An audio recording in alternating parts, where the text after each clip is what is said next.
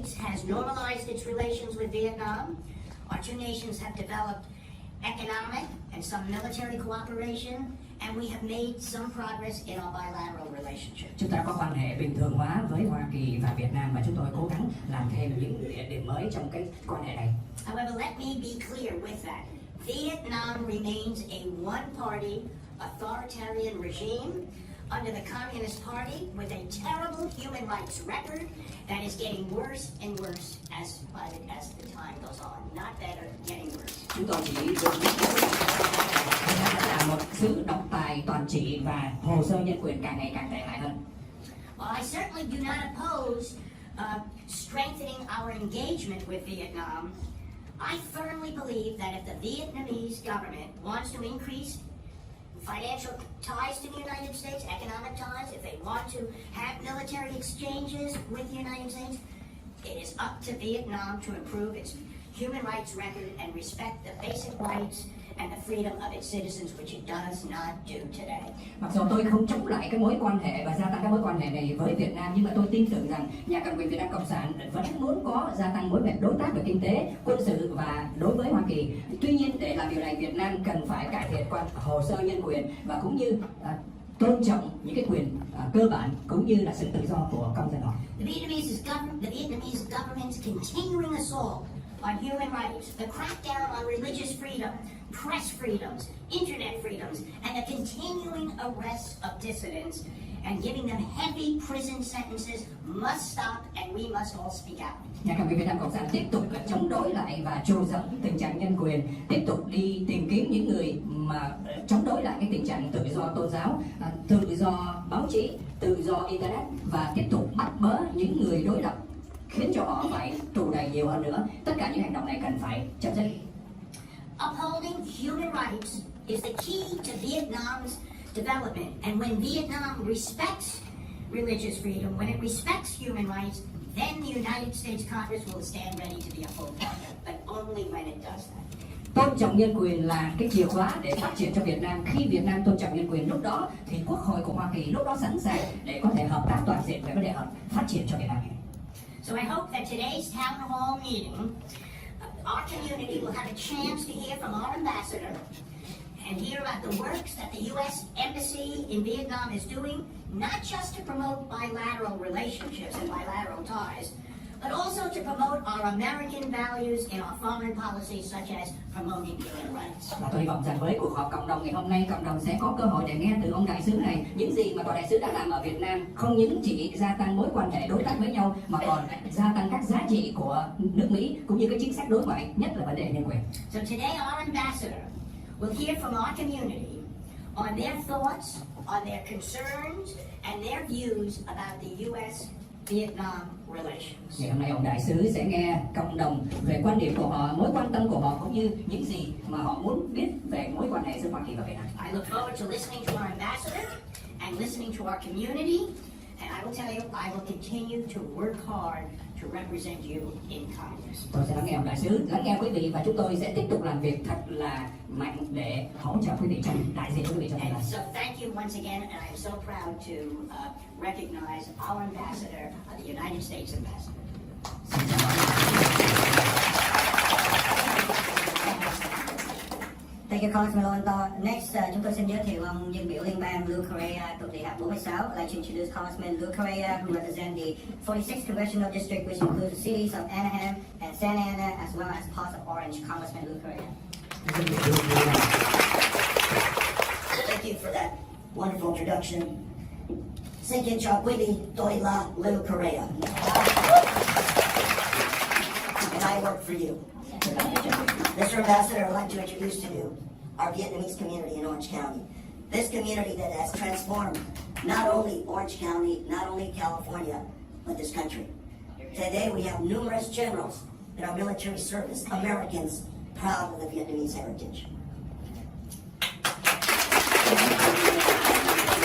Biến hóa được không những riêng ở quận Cam của California mà cả nước Mỹ nữa.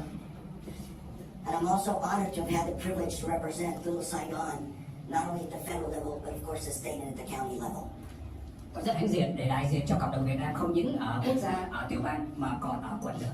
I remember welcoming the first refugees from Vietnam in 1975 when I was a student at Cal State Fullerton. Lúc đó tôi chỉ là một sinh viên ở Cal State Fullerton mà tôi còn nhớ là 1975 đã chào đón những người Việt Nam tị nạn đầu tiên đến Mỹ. It's been a long road. It's been a long time, but we continue to fight the same fights that we had fought for 45 years. Một con đường dài một thời gian dài nhưng mà chúng ta sẽ tiếp tục cuộc chiến đấu trong một thời gian 45 năm qua. Both as a county supervisor and as a state legislature, I authored and I passed successfully freedom flag resolutions recognizing the yellow flag with 3 red stripes as the official flag of the Vietnamese community. Để công nhận lá cờ vàng 3 dọc đỏ là lá cờ chính thức của cộng đồng Việt Nam.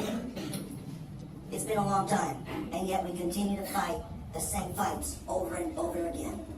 Mặc dù là thời gian dài nhưng mà chúng ta vẫn tiếp tục cuộc chiến đấu và cũng là một cuộc chiến đấu trong một thời gian tới nữa. This current administration continues to push hard on China. Chính phủ này vẫn tiếp tục tranh đấu đẩy mạnh áp lực đối với nhà cầm quyền Trung Cộng. And as we continue to develop relations with Vietnam, primarily economically, Và chúng ta sẽ tiếp tục vấn đề cải thiện hợp tác với nhà cầm quyền Việt Nam trên mặt lĩnh vực kinh tế. this community must continue to be the conscience for those that are imprisoned in Vietnam. Tuy nhiên chúng ta phải nhận thức và đại diện cho những người đang bị bắt ở trong nước Việt Nam. We've had hunger strikes. Chúng ta có những cuộc tuyệt thực để tranh đấu. We have sponsored various resolutions and written letters to the Vietnamese government, to our government, asking that Vietnam be held accountable for human rights and religious freedom. Chúng tôi đã thông qua các nghị quyết để áp lực nhà cầm quyền Việt Nam Cộng sản cũng như các chính phủ Hoa Kỳ để kêu gọi và tranh đấu cho việc tự do nhân quyền và tự do tôn giáo. And Mr. Ambassador, today, I would like you to listen to this community, to our community, about what we need Vietnam to do.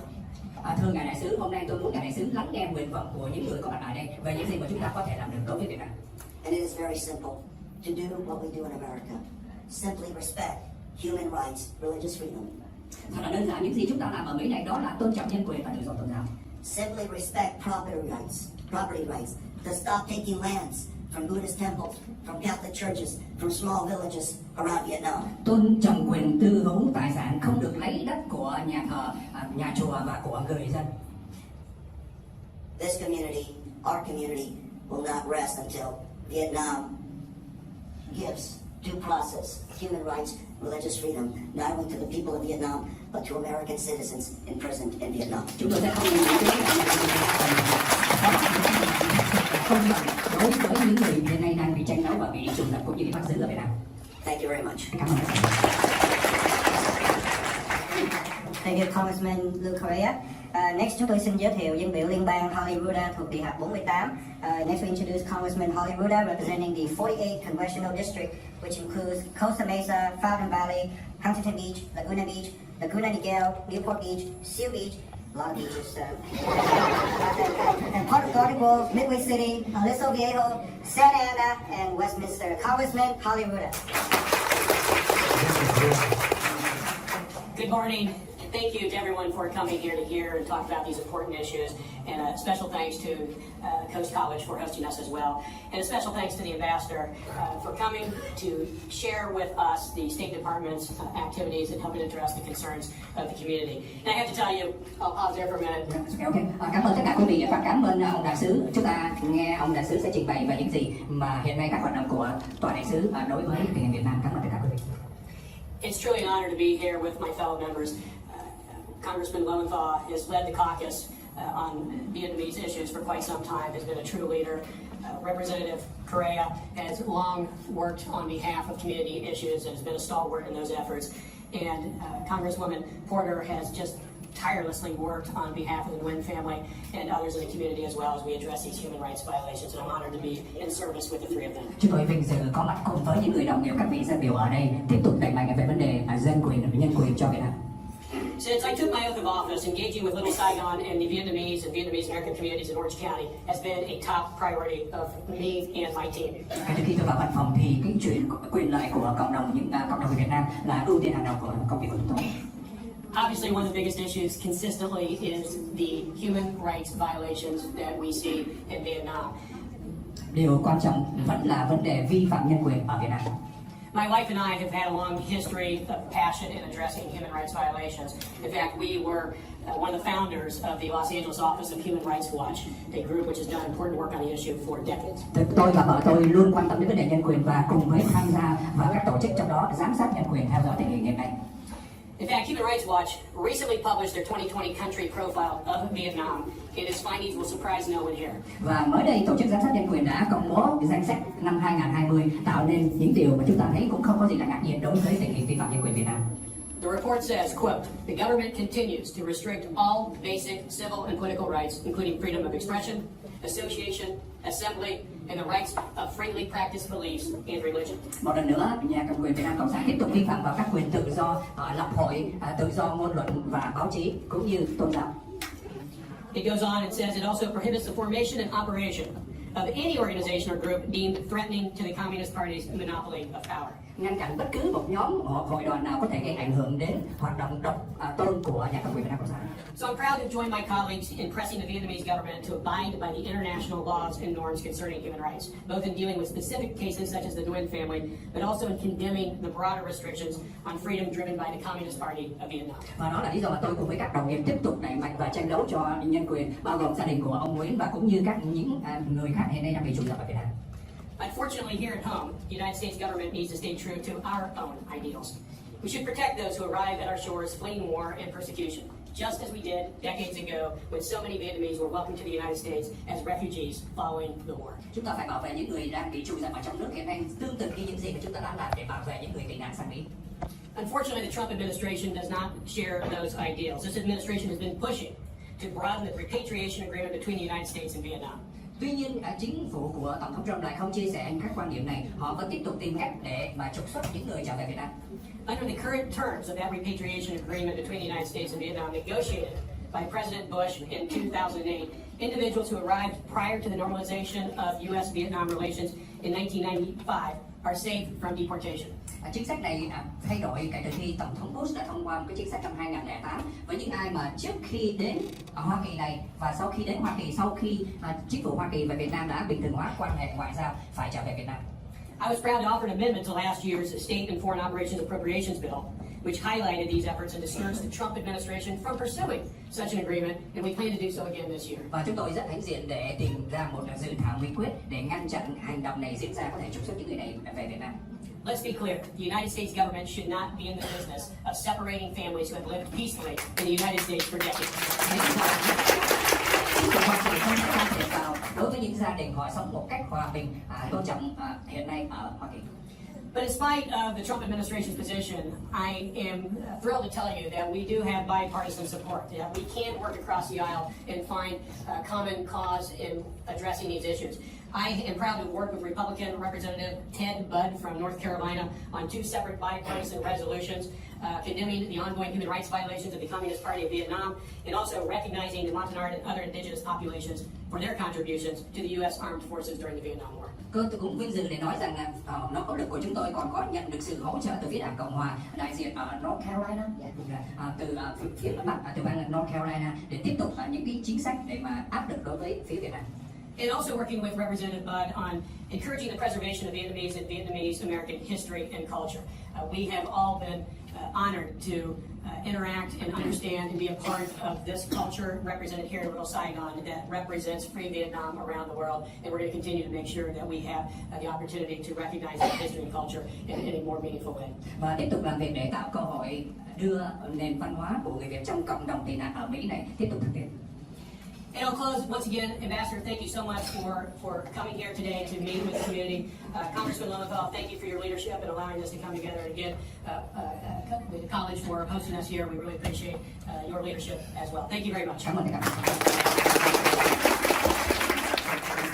Thank you, Congressman Carly Ruda. Sau đây chúng tôi xin giới thiệu dân biểu liên bang Katie Porter thuộc Điện hạt 45 và đặc biệt là dân biểu Katie Porter là vị dân biểu đại diện cho anh Michael Quyen hiện nay đang bị giam cầm trong nhà tù Cộng sản Việt Nam. I'd like to introduce Congresswoman Katie Porter from the 45th Congressional District, which includes the city of Irvine, Thurston, North Thurston, Villa Park, Orange, Laguna Hills, Lake Forest, and Rancho Santa Margarita, as well as parts of Anaheim, Laguna Woods, Missing Viejo, and Laguna Niguel. Congresswoman Katie Porter.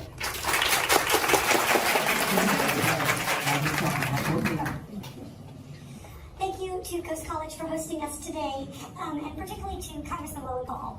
I was newly elected in November of 2018, and your leadership of the Vietnam Caucus, which you bring members together to talk about how to help our Vietnamese community and fight for freedom around the world. I'm really grateful for your leadership.